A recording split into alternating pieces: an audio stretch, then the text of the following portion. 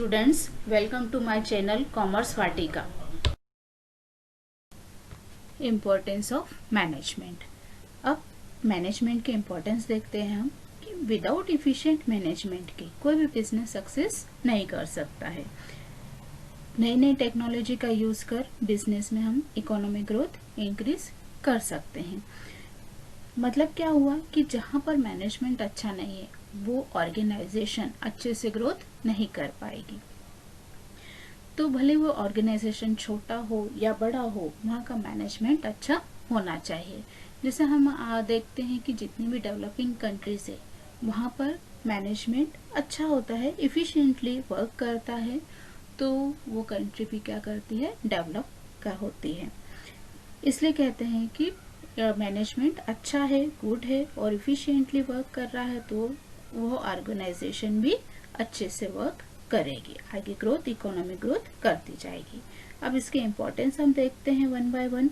First आता है हमारा मीटिंग द चैलेंजेस।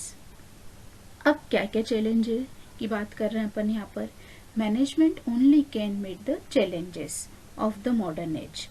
तो जो साइंटिफिक मैनेजमेंट के थ्रू हम क्या कर सकते हैं कि बिजनेस में जो भी प्रॉब्लम्स आती हैं उनको हम सॉल्व कर सकते हैं। नेक्स्ट आता है effective utilization of resources. Business में वेरियस रिसोर्सेस का हम यूज करते हैं। अब हम देखते हैं कि आजकल नेचुरल रिसोर्सेस जो हैं वो बहुत ज़्यादा उनकी कमी होती जा रही है, तो इस कारण मैनेजमेंट इन नेचुरल रिसोर्सेस को का कुछ ना कुछ अल्टरनेटिव ढूंढते हैं, और न केवल अल्टरनेटिव ढूंढते हैं बल्कि उनको डिसाइड भी करते हैं और उनका यूज भी करते हैं। फिर आता है हमारा development of resources. Management develop करते हैं वेरियस रिसोर्सेस, चाहे वो ह्यूमन हो या नॉन ह्यूमन रिसोर्सेस हो। मैनेजमेंट लोगों को इस काबिल बनाते हैं कि वो डेवलपमेंट कर सकें। अब इसमें एक अमेरिकन कॉर्पोरेशन प्रेसिडेंट कहते हैं कि we do not build automobiles, aeroplane, fridge, TV, radio, shoes, we build man and man build products. मतलब हम ये प्रोडक्ट्स हम खुद नहीं बनाते हैं बल्कि मैनेजमेंट लोगों को बिल्ड करते हैं, मतलब लोगों को इस काबिल बनाते हैं कि वो आगे प्रोडक्ट खुद बना सके। फिर नेक्स्ट आता है management directs and control the organization. Management क्या कर रहे हैं कि जो भी ऑर्गेनाइजेशन है उसमें डायरेक्शन देने का काम करेंगे, इंस्ट्रक्शंस देने का काम करेंगे और एम्प्लॉय को कंट्रोल भी करेंगे कि उतने टाइम पीरियड में उतना वर्क कंप्लीट हुआ या नहीं है। तो जो गोल अचीव करना था वो प्रॉपर टाइम में कंप्लीट होना चाहिए, गोल अचीव होना चाहिए। फिर आता है हमारा मैनेजमेंट इंटीग्रेट्स वेरियस इंटरेस्ट, मतलब ग्रुप एफर्ट्स की बात कर रहे हैं हम यहाँ पर कि कोई गोल टारगेट बनाया है और उस टारगेट या गोल को अचीव करना है, तो क्या होता है कि बहुत सारे ग्रुप्स हैं, एम्प्लॉयज हैं, वो एक दूसरे पर प्रेशर डालेंगे कंप्लीट करने के लिए। तो मैनेजमेंट इस प्रेशर को बैलेंस करते हैं और जितने भी वर्कर्स हैं या एम्प्लॉय हैं उनमें बैलेंस बनाते हैं। नेक्स्ट आता है इनोवेशन। मैनेजमेंट नए नए आइडियाज लाते हैं, इमेजिनेशंस लाते हैं, नए नए विजन्स लाते हैं, ऑर्गेनाइजेशन को देते हैं और जो परफॉर्मेंस होता है उसको बेटर और बेटर बनाते हैं, मतलब अच्छे से अच्छा बनाते हैं। नई नई टेक्नोलॉजी का यूज करते हैं। नेक्स्ट आता है कोऑर्डिनेशन एंड टीम स्पिरिट। अब मैनेजमेंट क्या करते हैं कि ऑर्गेनाइजेशन में बहुत सारे डिपार्टमेंट होते हैं, तो उन डिपार्टमेंट को आपस में कोऑर्डिनेट करने का काम करते हैं और उन्हें एक टीम की तरह, एक ग्रुप की तरह वर्क करवाते हैं। नेक्स्ट आता है पर्सनालिटी डेवलपमेंट। मैनेजमेंट एक पर्सनालिटी डेवलप भी करते हैं। जो भी वर्कर हैं, जो एम्प्लॉय हैं, उनको इफिशिएंट बनाते हैं जिससे वो ज़्यादा से ज़्यादा प्रोडक्टिविटी कर सके, प्रोडक्ट बना सके, वर्क ज़्यादा अच्छी तरह से कर सके।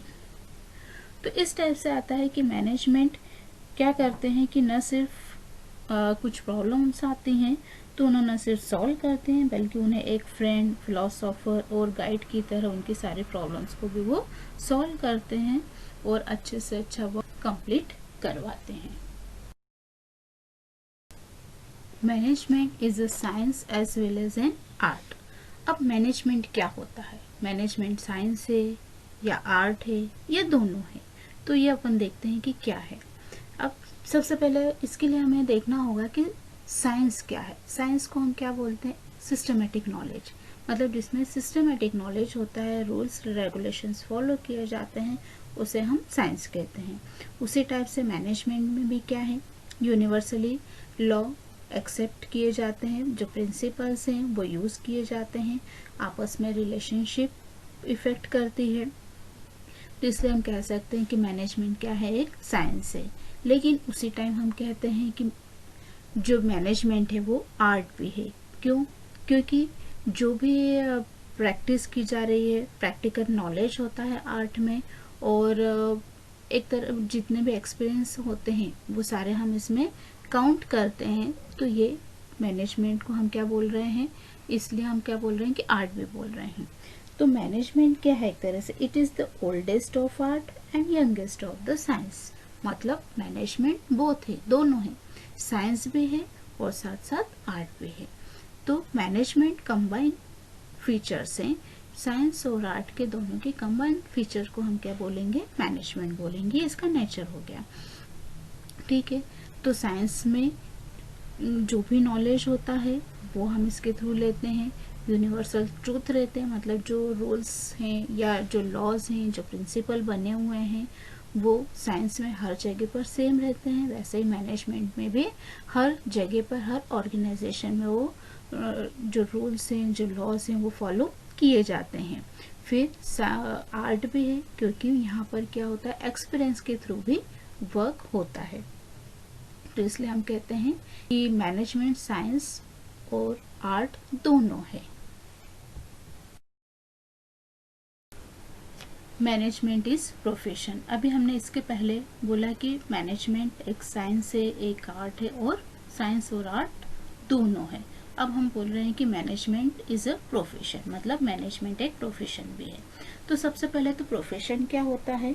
कि प्रोफेशन वो होता है जिसमें स्पेसिफाइड नॉलेज हो, कोई स्पेशलाइज्ड नॉलेज हो उस फील्ड में, जिस भी फील्ड में वो काम कर रहे हैं।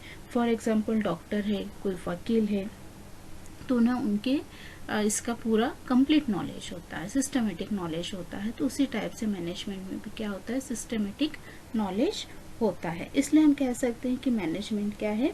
एक प्रोफेशन है। तो इसके कैरेक्टरिस्टिक्स हम देखते हैं। सबसे पहले सिस्टमेटिक नॉलेज, जिस टाइप से मैनेजमेंट में भी क्या होता है कि रूल्स होते हैं, रेगुलेशंस होते हैं, प्रिंसिपल्स होते हैं, तो उन्हें फॉलो करना होता है और नई नई टेक्नोलॉजी का यूज़ करना होता है। अब आता है एक्वाजिशन, मीन्स नया नया कुछ लाना, कुछ नई टेक्नोलॉजी यूज़ करना, कुछ नए आइडियाज़ लाना। तो मैनेजमेंट में क्या होता है कि नए नए आइडियाज़ लाए जाते हैं। इसके पहले हमने देखा था इसके इम्पोर्टेंस में कि नई टेक्नोलॉजी का यूज़ किया जाता है, कहीं प्रॉब्लम्स आती है तो उसको सॉल्व किया जाता है।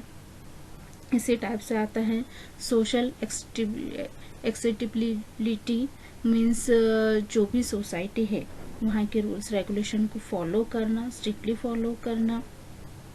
तो मेंबरशिप मिलती है इसमें प्रोफेशन कंप्लीट करने के बाद, चाहे वो चार्टर्ड अकाउंटेंट हो या कंपनी सेक्रेटरी हो। तो इस टाइप से मैनेजमेंट के कोर्सेज चलते हैं।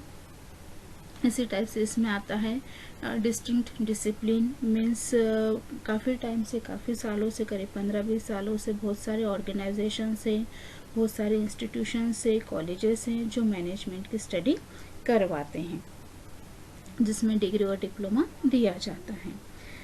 और फिर आता है कोड ऑफ कंडक्ट। अब कोड ऑफ कंडक्ट क्या होता है?